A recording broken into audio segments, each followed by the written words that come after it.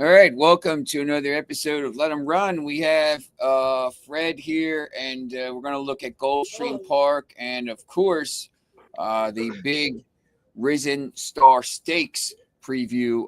If you hadn't had a chance to read the story on Rant Sports, as the site's been up and down the last couple days, kind of back up now. So I think they're working on the issue.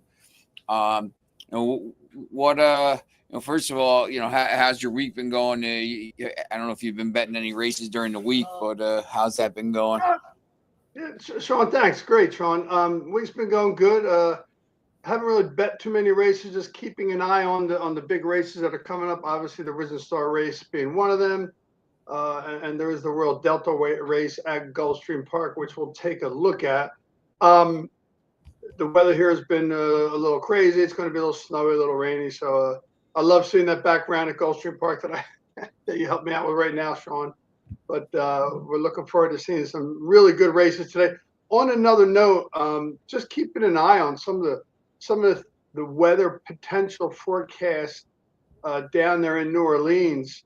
They're talking about some gusty winds. I haven't been able to look at the live feed yet because they're not on yet in New Orleans for any of the races at Fairgrounds. But I'm going to suggest we keep an eye on that because I don't know what's going to happen. Sometimes when it gets really gusty kind of winds, that can create a problem. I'll take a little closer look later and get a little better feel for what might be going on. In addition, the potential for some rain may or may not come. It's kind of like one of those crazy forecasts, Sean, that we get oftentimes here with the I-95, corridor, or on one side of the corridor, Sean, it could be 7 inches of snow. On the other side, it could be 1 inch, right? Yeah. I mean, just looking right now, today, for example, it's supposed to snow. It's supposed to be 41 degrees and snowing, which is, crazy. But it's supposed to snow for about 20 minutes and then change over rain. It's supposed to be in the 50s tomorrow. So, everything will melt. And then later in the week, we're going to get monster storm. It looks like a big storm. Yeah, absolutely. It looks like in New Orleans today in the afternoon, 80 degrees and cloudy. The evening, as it gets a little bit later in the day, at 4:30, 5 o'clock, there's a 57% chance of some thunderstorms there. So is that 4:30, 5 o'clock here or there? Because we're an hour, it's their time, and it is going to be windy. Very windy, 21 mile an hour wind with some gusts. So it blows them all over the track. Well, I think I can't remember exactly when it was, Sean, but a couple of years ago, Parks Racing they canceled because of the gusty winds. Yeah, sure. Those winds are blowing sideways as the horses are making a turn. There's centrifugal force maybe taking them one direction, and if the wind is helping them in that direction, it's hard to fight. So I'm sure they'll do the best thing for the safety, but I hope they get it in. I hope it ends up being a good day. 80 degrees certainly, Sean, is quite warm. I wish we had 80 degrees here, but we'll just deal with it.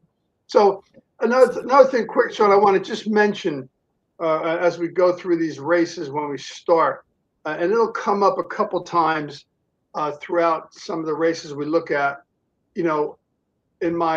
in our write-up that we put on Rant regarding these races today. I made a comment about a race, you're likely not to get a price on this horse, and we'll cover that horse when we get to it. But I do my picks. I look at my picks. I analyze my picks, Sean. I print out the past performances with no odds on them. I don't want to know the odds while I'm doing my analysis. And after I do it, and the reason I do that, Sean, and some handicappers like doing it that way, because if I like a horse and I look at my things that I look at to determine if I think this horse has a big chance, if the odds are there, sometimes a person, 18 to 1, 15 to 1, right, I'm going to leave it alone. Yeah, you want to, you almost go into it, blindly and not looking at the actual, what the handicappers have maybe set the thing at, but, the actual data. Like, hey, listen, this horse has run well in these races and this horse has done well in this specific track or whatever it is, looking at the data before you do that. Because the other thing, too, I think, the odds that the odds that the horse comes out with on Thursday are rarely the odds that it is in the minutes leading up to the race. I mean, when you see these horses always, you bet a horse early or something like this at 12-1, and all of a sudden it's 5-1 when the thing goes off, and you're like, oh man, I lost a lot of value if the horse comes in winning. But it might have been a 5-1 horse to begin with, but and same thing. I mean, sometimes you see them drift out.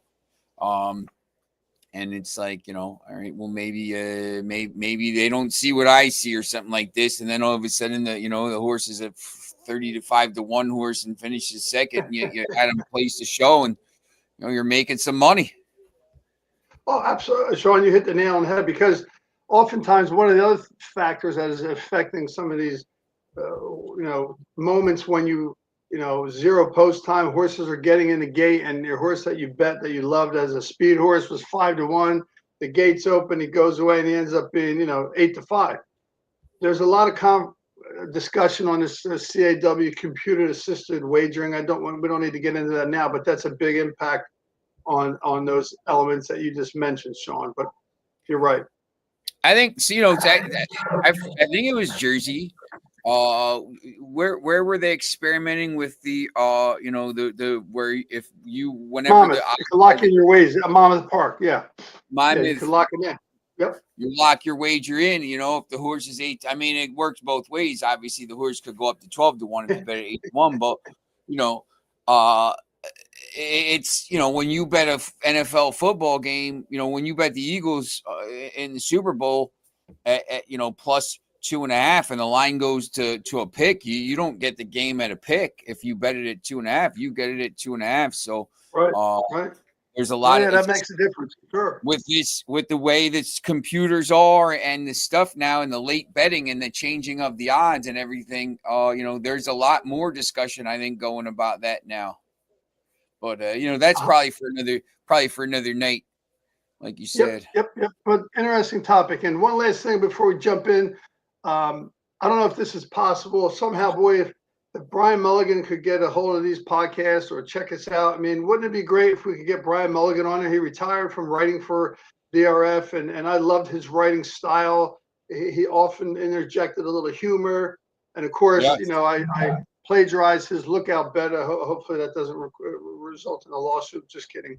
But if we could, man, if somebody could reach out to him or get a hold of him, and we could get him on one of these podcasts, Sean, that would be great. Yeah, definitely. I think he would add a lot to it. Sure. All right. So we got first race here, race 7, 3:14 p.m. Eastern time.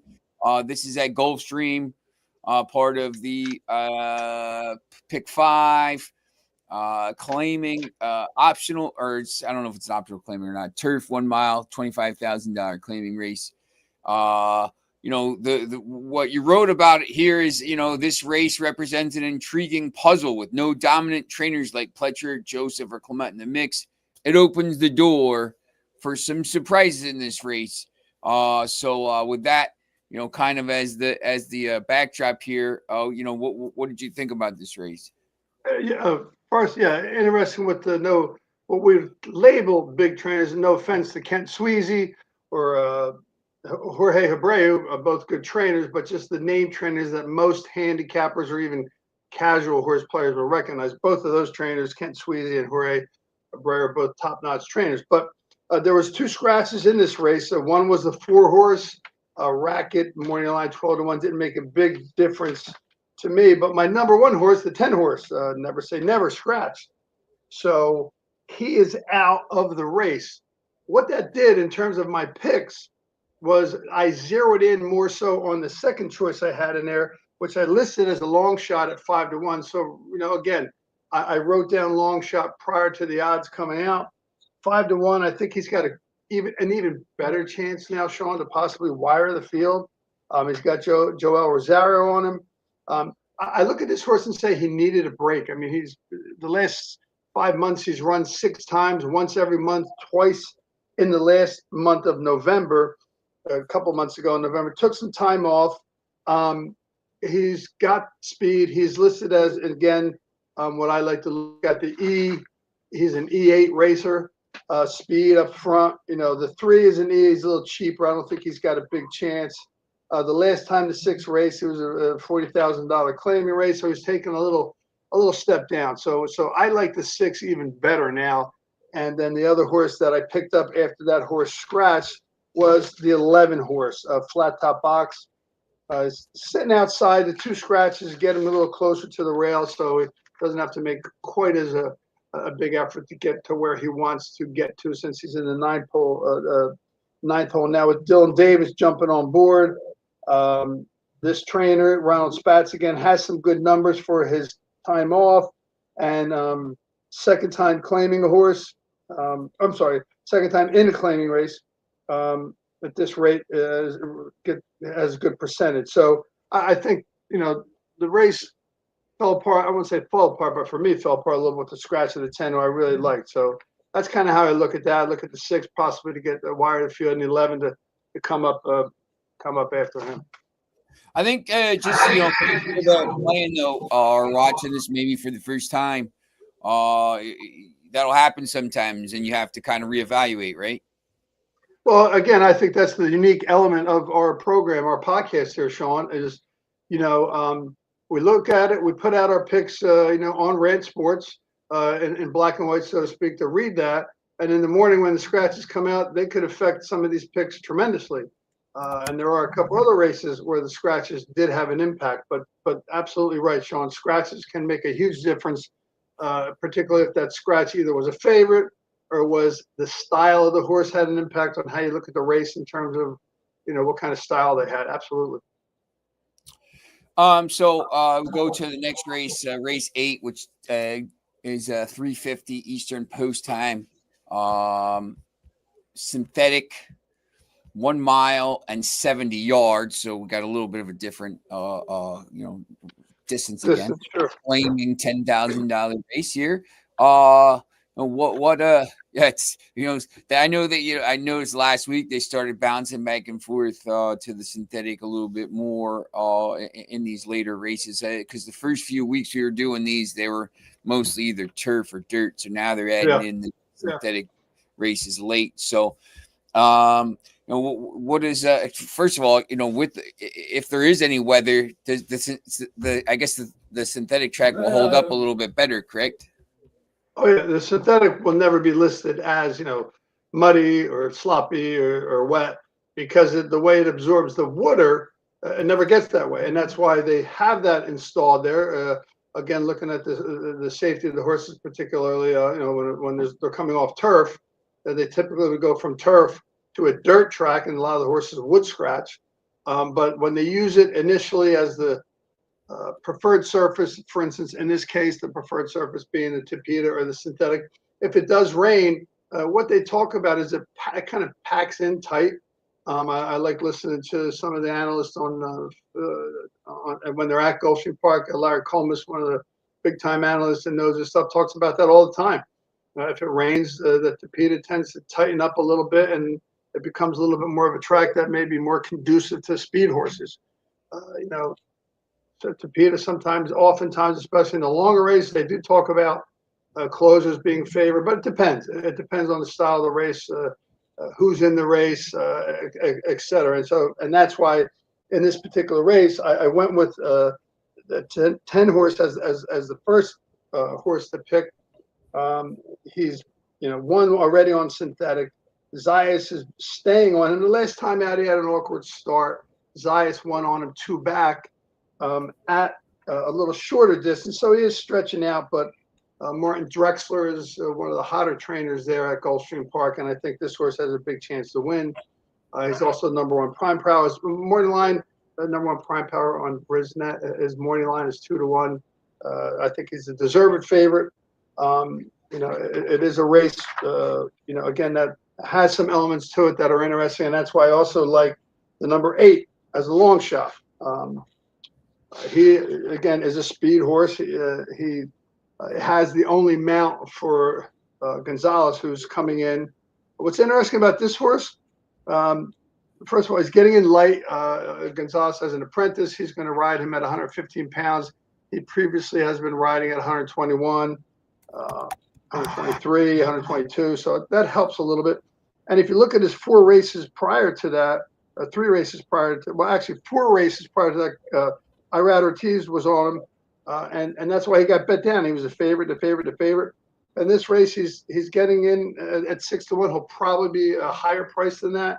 I think he's got a good chance with a clean break to get out. And I tried to find some published workouts for the horse. I mean, his last race was January 26th, not terribly long ago, but I couldn't find them. So perhaps they're out there and I didn't get to see them. If somebody has them, that may help you take a further look at the race. So in that race, I like the 10-8. And then the other horse that I have an interesting look at is the number 1 horse, Warbeat, ridden by Husbands, another apprentice jockey who's getting in light again with the horse, who's has more of a closing style.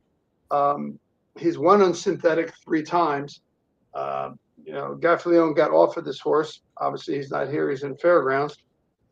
And his last buyer was equal to the buyer par for this race. So I think he certainly has a good chance. So my selections in that race are the 10, the 8, and the 1, Sean. And just quickly, I found this story about the Tapeta. So the Tapeta at Gulfstream, it's a blend of fine sand and wax-covered rubber fibers designed to simulate the root structure of the turf. And other tracks had offered this before Gulfstream opened in 2021, but Gulfstream was the first to have interesting alongside the dirt and the turf ovals. So they were the first one to do this. So that's kind of what, I know we talked a little bit about it last week. So just if anyone was kind of wondering why. That's more insight that I wasn't aware of, especially with the fact that, did you say it kind of simulates turf? Yeah. It basically, they try to design to simulate the root structure of turf. So the wax covered rubber fibers. So like, I guess it's a little bit stronger to hold up. So good. Interesting. Wow. Cool. Yeah. Race 10, 452 Eastern turf, 1 in 16 miles, optional claiming. Race 9. We skipped race 9, so don't skip race 9. Race 9. Race 9, dirt 1 mile, optional claiming 62,000. I was looking at the optional claiming 62,000 and skip right over the race 10.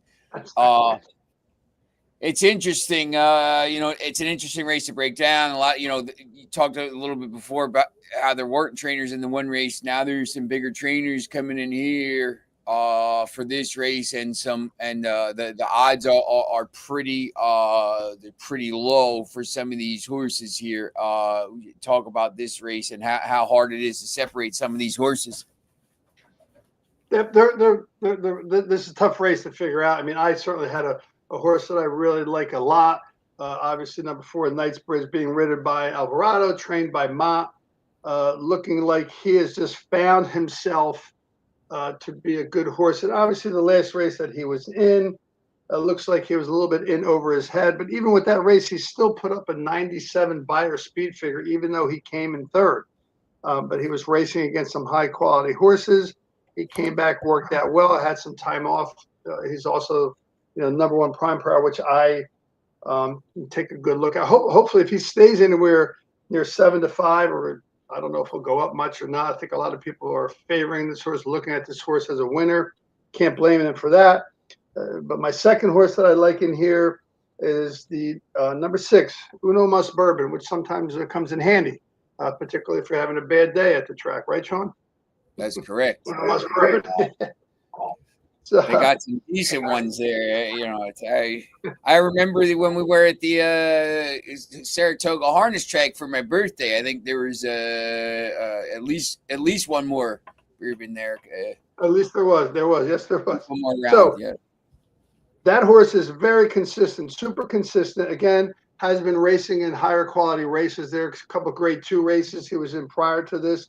The Clark, where it was a big time key race because the 1st and 3rd place winners came back to win next out. So I think he is also a horse I would consider back in with his friends, so to speak. His morning line is 4-1, so you're getting a little more value on him as far as right at the moment. Who knows what will happen again when the gates open? And the 3rd horse I like is another one of two Safi Joseph horses are in here. The number 7, Positive Review. Another horse has run well at Gulfstream Park, run well at this distance. Ran here 7 times, had 2 wins and 2 seconds. Has come in second off a layoff. Again, I think the race falls between, in my opinion, the 4, 5, 6, 7. Again, I like the 4 of the best. The 5, 6, and 7 underneath can be, put together again in the exacta box, trifecta box. Probably you're not going to get a lot of value out of it unless one of the horses, their odds go up or down. Most likely the 5, 6, or 7 are going to go up. The 4s, again, if he stays at 7 to 5 or 9 to 5, I think it'll be a miracle because people love that horse. He's getting better every time. Again, Mott and Alvarado, as I said, they go together better than any other combination that there is. They win a lot of races together, Sean. Yeah, and I think that's, like you said, we've talked a lot about the. I know you're going to put the pick 5 on the Twitter later, and if you're looking for that here, it's pointing there at the bottom. X.com let_M_run. But probably a race here where, unlike some of the races we've talked about over the last couple of weeks, you're probably not going to be singling anything. There's too much talent in this race, correct? Yeah, I mean, last week, as you said, I picked 5, singled in the second leg. That worked out. Got to the third leg, won, and then some bombs came in. Good for the people who had that. But yeah, I don't see myself singling in the pick 5 here, either the previous leg we just talked about or coming up. There is a mandatory payout pick 6 again at Gulfstream Park today, Sean, which is very interesting. They feel that by the time that race, which is race 7, which is not a part of the pick 5, but that's the first leg of the mandatory payout pick 6. They think the pot is going to get up to $5 million plus. 7, 8, 9, 10, 11, 12 then, right? 7 through 12 is the mandatory payout pick 6, which is a 20-cent base wager. It's going to be a mandatory payout. You can spread a little more. Basically, mandatory payout means someone's got to win it, even if you only hit 5 out of 6. Is this correct? Well, what it usually would mean is if you are the only ticket in the past without a mandatory payout, if you're the only ticket to win, you get it all. If you have 6 out of 6, but more than one person has that payout or has that ticket, let's say 120 people have the ticket, it's not a mandatory payout. They don't pay out the whole thing. They pay out part of that pot, and the rest gets carried over. And when it gets carried over a certain amount of times, then they make it a mandatory payout, so everybody gets paid, even if 120 people, 150 people, 250 people. They're going to split 5 million 120 ways. Or 220 ways, whatever. Whereas when it's not a mandatory, you have to have the only ticket. Yeah. That's interesting.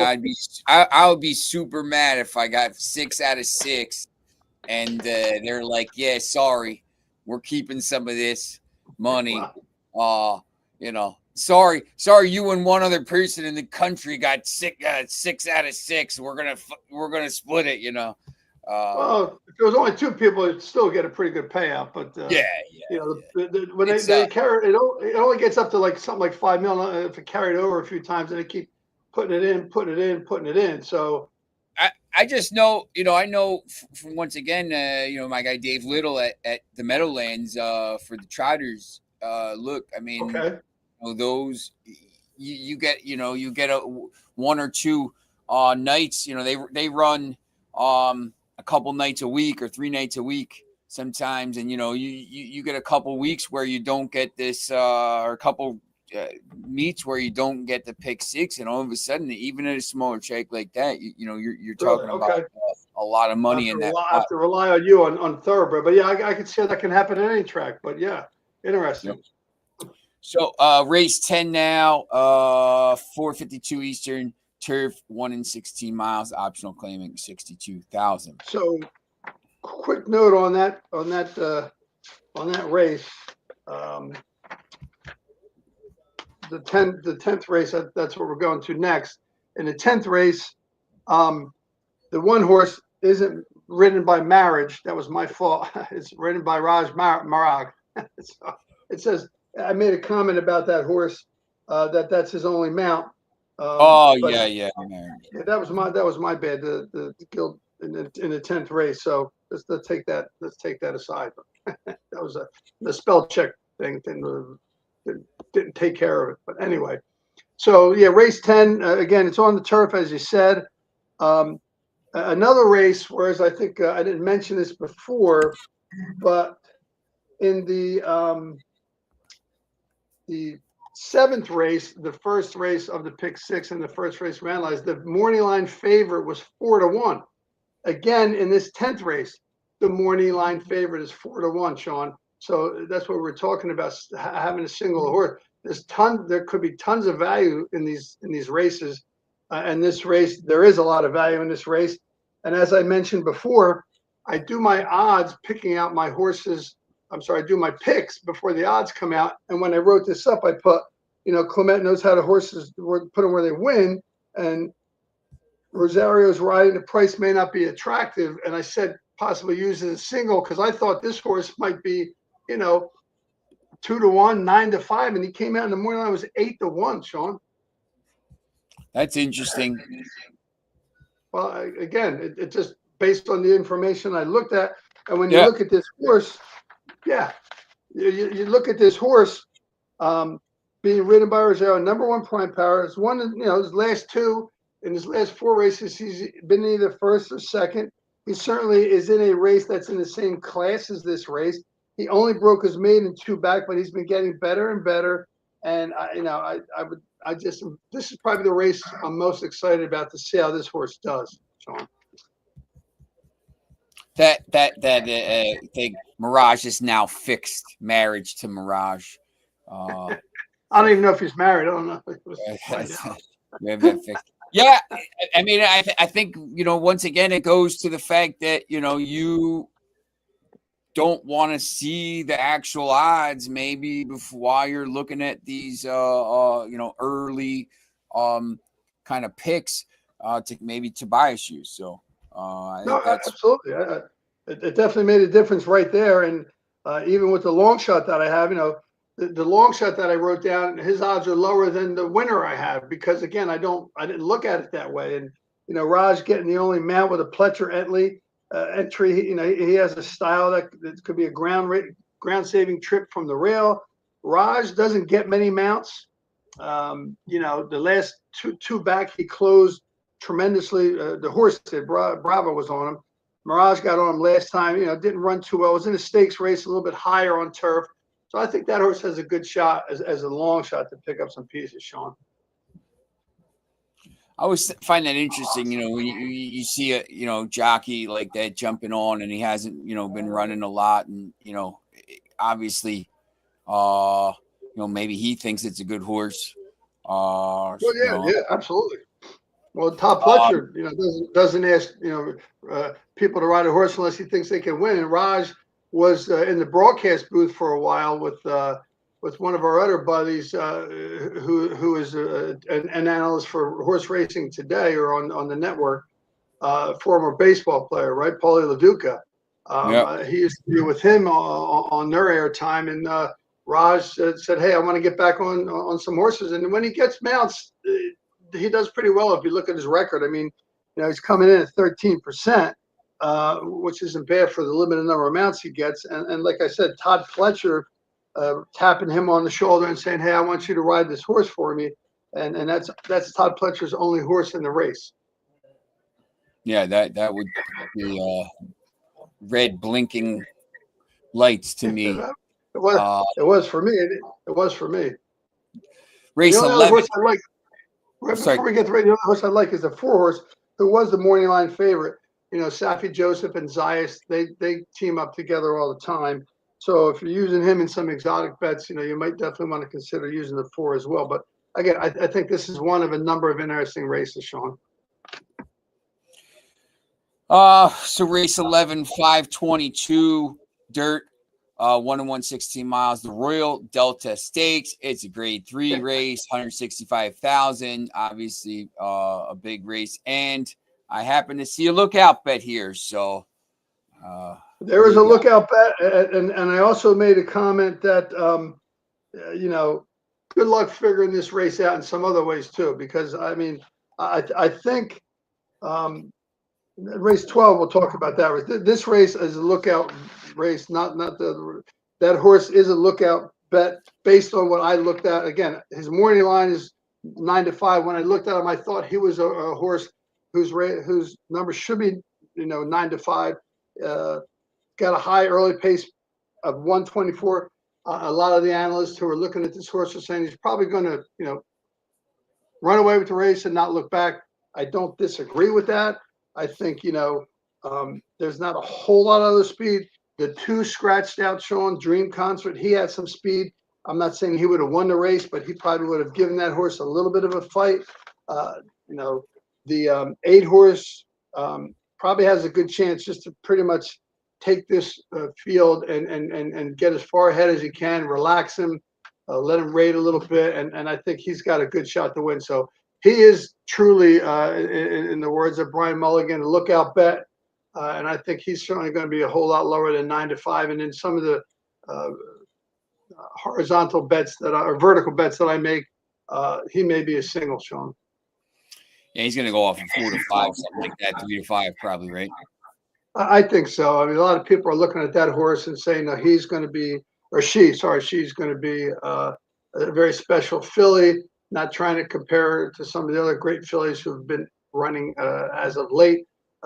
Most recently being obviously Torpedo Anna, but the horse got a big upside to him, and this will be a big test to see how this horse fares in a fairly big field. You have 10 horses with the one scratch. I think there's a chance for another horse in here to possibly get a shot, and it's the horse I like a little bit to pick up some pieces. Is the 11 horse Neon Icon. Again, Joel Rosario's riding him. Been in some bigger races. Got the style that, if another horse decides to run with the 8 Grand Job and make him work a little bit, but I don't see that. But if there's any horse that could possibly pick up the pieces with Joel Rosario on it, I think it might be the 11 horse, Sean. Okay. It's interesting when you go to race 12, 552 Eastern, turf 1 1/16. It's a maiden $75,000 race. You say many taking what is considered the biggest class drop in horse racing here, and there's a couple contenders and a serious long shot play. When you talk about the biggest class drop, what does that mean? Well, when a horse starts off in a maiden special weight race, MSW, maiden special weight race, the only way that horse can make money, or the owners can make money, is if the horse wins the race, right? That's the only way you can make money. In a maiden claiming race, all those horses who are in there are up for claim. So you can lose a horse to a claim in a race that is a maiden claiming race. So the horses that go in maiden special weights are typically going to be your top class horses, at least the first time in a maiden special weight. Eventually they may end up getting dropped down. Some of these horses in here have been in several maiden races, maiden special weight races. Some have just been in one, like for instance, the 5 horse that's been in one maiden special weight and now being put in a maiden claiming. Not terribly cheap maiden claiming, maiden claiming $75K. That certainly is certainly a higher number than you might want to see in a maiden claim race, or you could see in a maiden race. Me and you aren't going out claiming one. It's not a $6,000 Parks claiming race. No, we will not be claiming any horses in this race. Not today. But yeah, that's the difference. So when they drop in class, they're usually facing horses who have had the same kind of struggles. And that's why I said in this race, I put a note to myself, good luck figuring this race out, because there's lots of horses dropping from maiden special weight into maiden claiming. A couple horses that have just run a maiden claiming. And again, if you get to this race at the end of any of your vertical picks, be it the pick 5 or the mandatory payout rainbow pick 6, and you have some horses alive in this race, good luck. I picked this horse out early before the odds came out. every horse I have in my picks on our Let 'Em Run Rant Sports indication information, and they're all long shots. For instance, I like the 11 horse. I like him a little better that there was at least one scratch of the 8 horse in this race. You got Dylan Davis getting on, #1 Prime Power. Has been in a lot of races, a lot of maiden special races. This is his first race dropping down. He worked out like he's ready to go.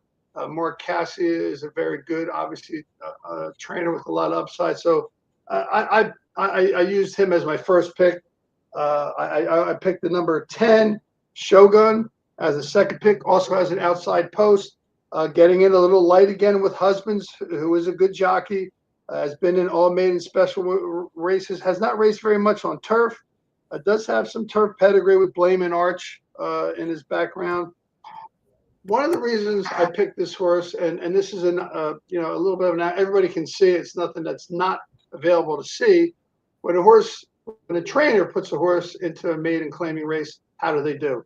Small sample, but Dale Rowans, who is winning at 40% in general, is also winning at 40% with horses dropping from maiden special weight to maiden claiming. A little bit of a negative is, going from turf to derf. Dale Romans is 0 for 17. So, but in a race like this, I said this is a head scratcher. Figuring it out, Sean. Yeah, it's interesting, and to be the last race of the pick 5 and this pick 6 is I think interesting too. Yeah, it's challenging. I mean, the favorite is the 2 horse, Governing Party. He's dropping from maiden special weight to maiden claiming. Chad Brown, obviously, he's going to get a lot of attention. But he lost in his last race to a horse called Walking in Memphis. Our friend Tommy T, he's a part owner of that horse. The horse Walking in Memphis didn't do so good a second time out, but he's got a lot of potential to be a good horse. But 7-2 Moyline favorite. Not sure, it's very difficult to pick out. I mean, his first Lasix, he's 30%. That's a plus. That gives him an edge. Obviously, they're looking for ways to make this horse wake up a little bit. Lasix, when they're 3 years old, they can finally use it. They can't use it before that. So the other horse I'd like in this race is number 4, Borrowed Time. That horse tried. This is another angle that I look at that I think is important to pick up on. When you're looking at a race like this, what horse is going to stand out? Well, to me, the 4 horse with Castellano getting on for an underrated trainer, Carlos David, his first time showing on turf. He put up a 62 Spire speed figure first time on turf. It was a big field. There was 11 horses in the race. He was in the 2 slot to begin with. So I think that horse probably has a big chance to win this race, has decent early speed, so he can get away from some of the trouble that might occur. But again, it's a tough race. But I certainly I'm going to use that horse in some of the bets that I make, whether they be horizontal bets or vertical bets. And so after this, we have 1 race left. Sometimes the races, these big races, have been at the same time as other races here. It's going to be later. Obviously, like you said, it's an hour behind. However, it is race 14 at the fairgrounds, 7:30 Eastern time. There's going to be, it looks like, according to the forecast, there's going to be some weather issues. And you do talk about that here, but this is the Risen Star Stakes, grade 2, massive, a lot of points on the line, I think, for the Derby here. And there's some really good horses in the race. I just talk about, what you think about here. Well, obviously, the horse to beat, although some analysts and some people who look at this race will say he has some question marks, is East Avenue. Stumbled out badly the last time out in this Breeders' Cup Juvenile up at Del Mar, lost to Citizen Bull, who was also another horse who everyone is looking at as a Derby horse.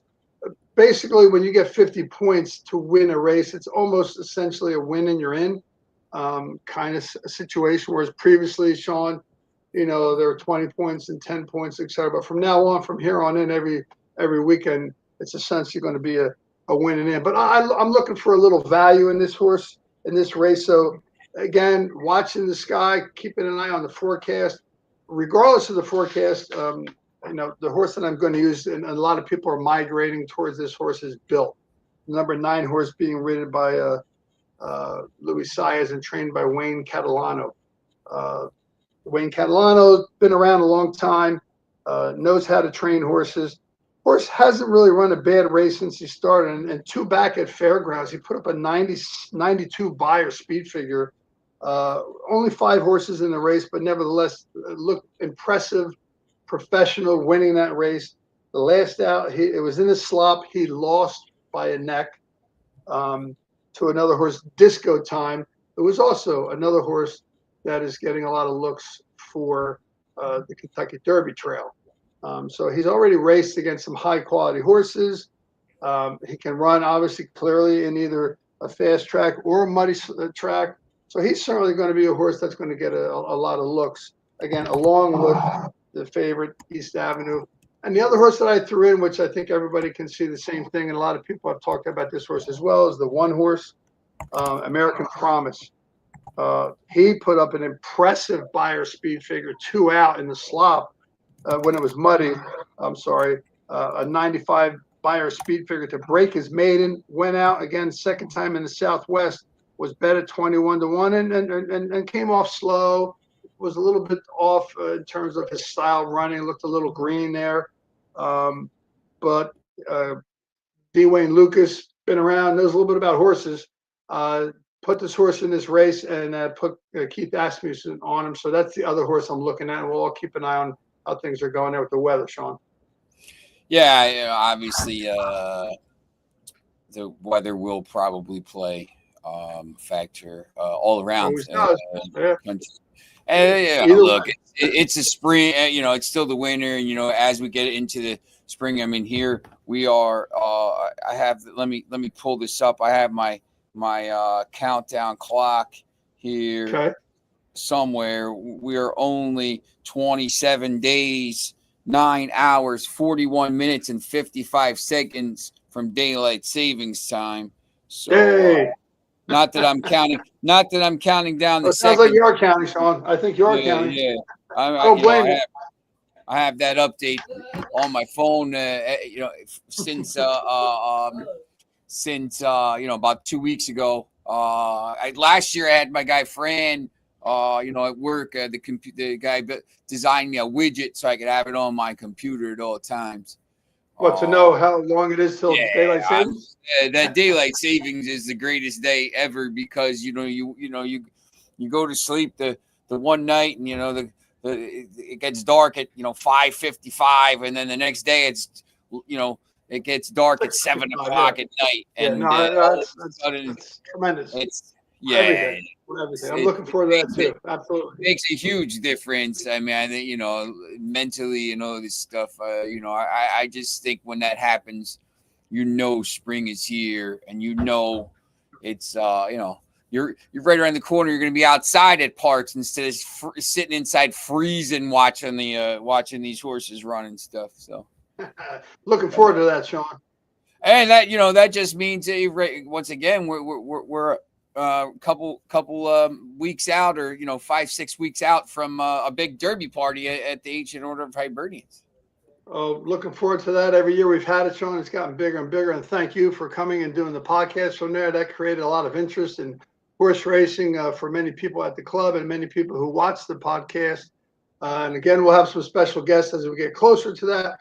But like you, Sean, I'm looking forward to both of those things. Daylight savings time to get out the sticks and start playing a little golf, as well as the Kentucky Derby coming in the first Saturday of May, Sean.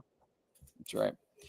All right, so that's our episode for today. Obviously, check back in. Freddie will be on a couple times, sometime during the week here next week to kind of go through it and make sure you're checking on right here at the bottom. If you can see it here, see my finger there pointing down. Follow us on X, and I think you have Instagram now as well, don't you? I have it up. I just got it up. I got to tweak it a little bit and get some things done so I can make it work properly. as a little bit of an old school person, I'm getting back into these things a little bit quicker.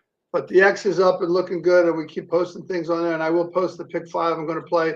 And as a reminder, again, before we close out here, Sean, any pick 5 that I post on Twitter, if it should be fortunate enough to come through, let them run. And myself and Sean will donate 10% of those winnings to the Permanently Disabled Jockeys Fund. They do lots of fundraisers for this all through the year. One of the funnest ones is the karaoke they do with the jockeys. If you ever want to see something fun, watch that and see these guys sing karaoke. Anytime anybody does karaoke, it's funny, but when the jockeys do it, it's even more fun. So keep that in mind too, the Permanent Disabled Jockeys Fund, the PDJF, when we post our pick 5 on X a little bit later this afternoon. So thank you again for watching. Definitely. And once again, we will see you next week.